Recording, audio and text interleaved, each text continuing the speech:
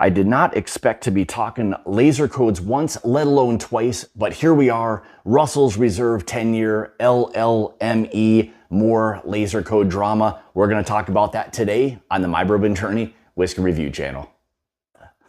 Hey guys, thanks for joining me today, greatly appreciate it. So we're back to talking about laser codes. Now this time, slightly different than the first go around with the Heaven Hill incident.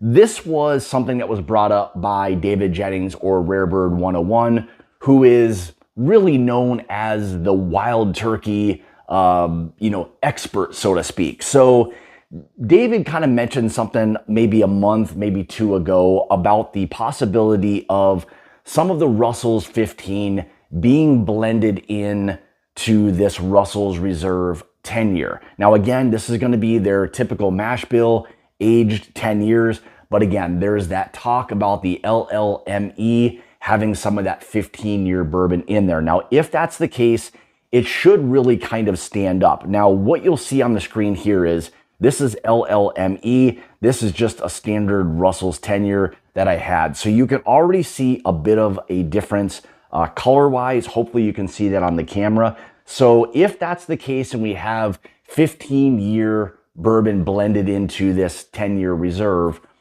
then we should start to see, even again at this thing being proofed at 90 proof, we should be able to notice much more of a difference. With that 15 years going to come with a much different profile. So again, standard, Russell's mash bill, again, aged 10 years, but again, possibility of 15-year-old stock.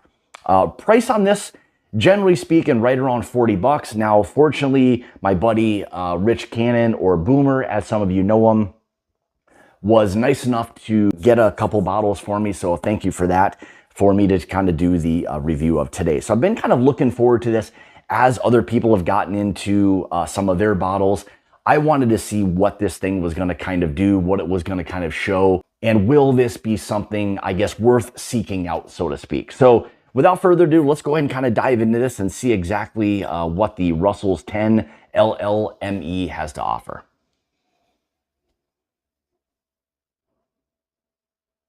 So what I will say right away is, for a standard Russell's 10-year, oftentimes you do get more of a kind of a muted nose. Now this feels, again, a little bit more elevated. There's a little bit more oak, and I'll say kind of a dusty oak. There's an older oak feel or profile to this. Really nice kind of like semi-muted Luxardo cherry, nice honey notes. Really nice baking spices on this so far. I'm almost getting this slight apple pie feel to it. Not always something I feel that I get with Russell's, but again, this is giving me something a little bit more along the lines of a like baked apple pie. Beautiful, again, like I mentioned before, beautiful baking spices. Again, those nice kind of cherry notes that are kind of mingling very well with that kind of older oak feel. And again, here is where, if indeed, again, we can't confirm this, but if in fact this has that 15-year-old stock just proofed down to 90, this is where this pour should be a little bit more elevated. And what I mean by that is, with those older stocks, even proofed down, that oak and just that flavor profile should stand out much more than just a standard Russell's 10-year batch. So I'm excited to kind of dive into this and see if this nose will kind of translate over to the palate. I hope it does, because the nose so far on this feels much more, I guess, rich, a little deeper than maybe what the standard is. So let's go ahead and dive into and see what all the craze about the Russell's 10-year LLME is all about. Cheers, guys.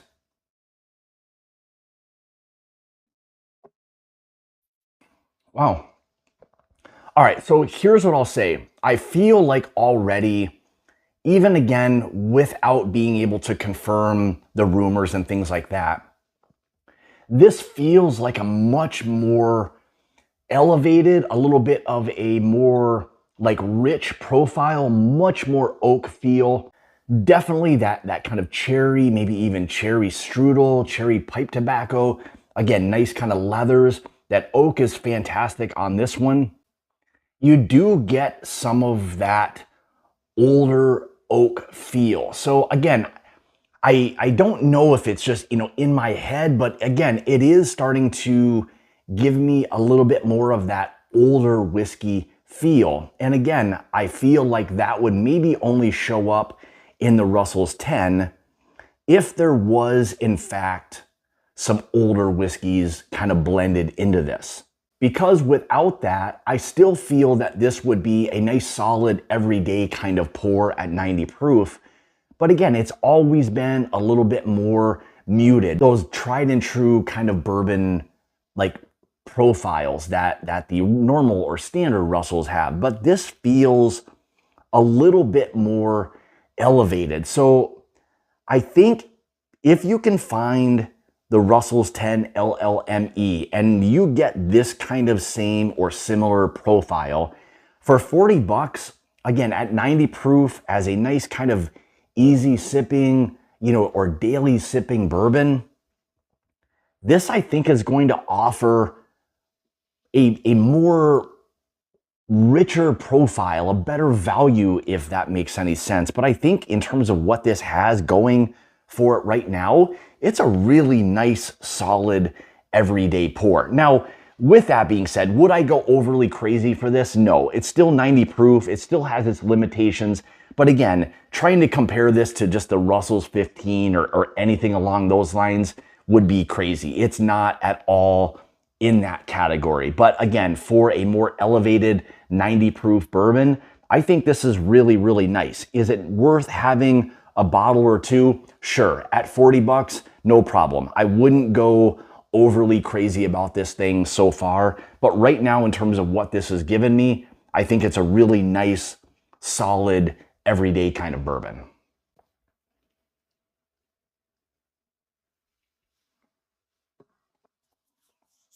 Yeah, again, on that second sip, really nice oak, more of that kind of like semi-muted Luxardo cherry, beautiful baking spices that this has. And generally speaking, the Russell's 10, it always has that. I love the spice that it has. I'll say maybe even a little bit of like a kind of a charred honey, still a little bit more of that kind of apple pie feel is kind of coming out. But again, the lingering oak, a little bit of that kind of that charred honey, more of that kind of, again, Luxardo cherry that's there, all just a little muted. But again, the one thing I love about this pour specifically is that elevated oak feel that it has to it. And if that remains in this batch or even some of the others going forward, it would make this probably a really everyday kind of go-to and really a strong value at that $40, $45, $5, give or take one way or the other. It would make it worth having at your home, on the bar, whatever it may be, for that everyday pour, cocktails, things along those lines. So again, my thoughts on this overall, it's very, very solid 90 proof bourbon. And if you can find these, I think great. Again, like I mentioned before, I wouldn't go overly crazy for these. Would it be nice to have? Sure. And at the end of the day, it's still a fantastic Russell's 10. And it's always a nice pour no matter what it is. Again, this maybe being just slightly elevated. Again, if it does have indeed those 15-year-old bourbons blended within these batches. So there you go. Again, my thoughts on this overall, great everyday kind of bourbon. I will even lump in just the Russell's 10 as a great everyday bourbon anyway. But again, if you can find the Russell's 10-year LLME, then, pick up a bottle too. Will be nice to have on hand and maybe even compare it to another Russell's 10 that you have at home. So I do have that, and just kind of looking at these two, this is just a standard Russell's 10 that I maybe bought 6 months or so ago. But again, as you can see, it's slightly lighter. I just want to see kind of what this has on the nose and the palate, if it's even remotely close, and maybe that will change my mind slightly about it.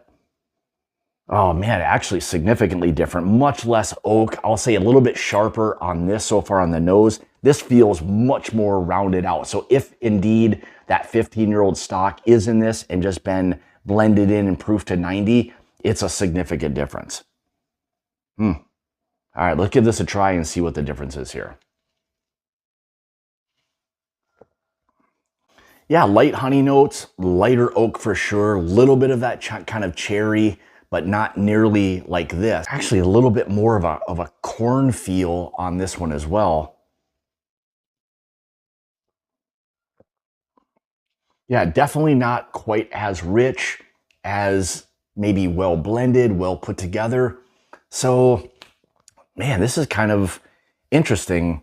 So if indeed this LLME has that 15-year-old stock, I guess in my opinion, or just even the LLME in general, is significantly better than just the standard Russell's 10. When you look at these two kind of next to each other color-wise, again, this is a bottle from just about 6 months ago, so not a big span.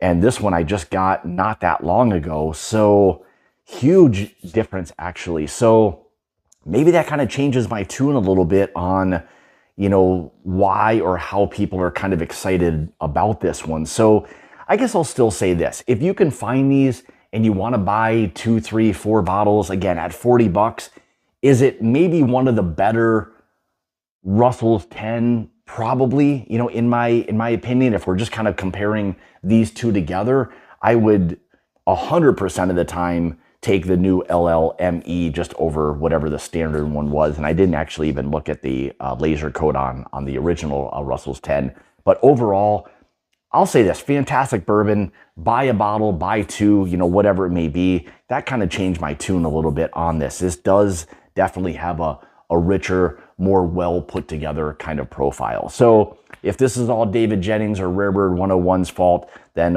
blame him for the craze on all of that. But thanks, guys. I appreciate everybody tuning in. Now, here's the thing. Let me know, have you gotten a bottle of the LLME? Have you tried it? What are your thoughts on it overall? And have you done a side-by-side comparison to see if this LLME is kind of standing out a little bit more to you? So leave a comment below. I'd love to hear your kind of feedback on that and kind of how your interpretation of it is, you know, how you're enjoying the new LLME Russell's 10-year reserve.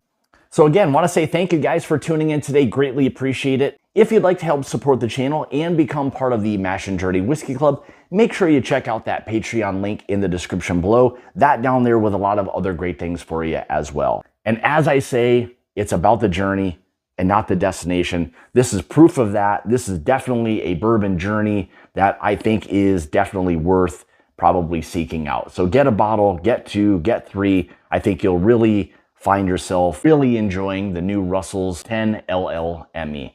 Cheers, guys, and remember, it's about the journey and not the destination. Cheers. Pretty darn good.